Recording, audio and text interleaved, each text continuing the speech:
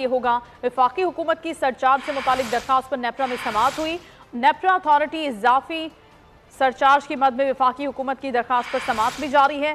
इजाफी surcharge के electric सार्फिन से 24 अरब 50 करोड़ रुपए इस पर इजाफी बोझ पड़ेगा। मलिक सईद से मजीद जानेंगे। जी सईद, आगाह कीजिएगा। बिल्कुल, शहर कायद के सार्फिन के लिए बुरी खबर है क्योंकि इलेक्ट्रिक सार्फिन पर ₹1.52 इजाफी सरचार्ज लगाने के हवाले से नेपरा अथॉरिटी की समाअत जो है वो मुकम्मल हो चुकी है। फैसला जो है वो अदाद-ओ-शुमार को देखने के बाद जो है वो तफसीली जारी किया जाएगा। मंजूरी की सूरत में के इलेक्ट्रिक सार्फिन पर तकरीबन 24 अरब 50 करोड़ से ज्यादा का जो है वो बोझ पड़ेगा।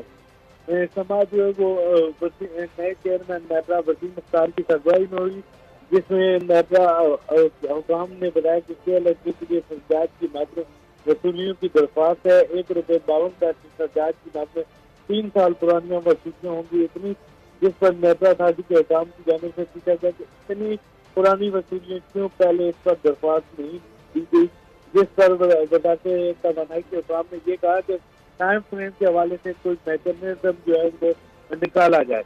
इलेक्ट्रिक के हुकाम ने कहा कि मई 2019 में क्वार्टरली एडजस्टमेंट पर नोटिफिकेशन किया गया। कोरोना के बाद हुकूमत ने उस वक्त अजाफी बोझ को रोक दिया। 275 अरब रुपए की रिकवरी करना थी, 70 अरब रुपए तक 60 यूनिट का बोझ पड़ना था।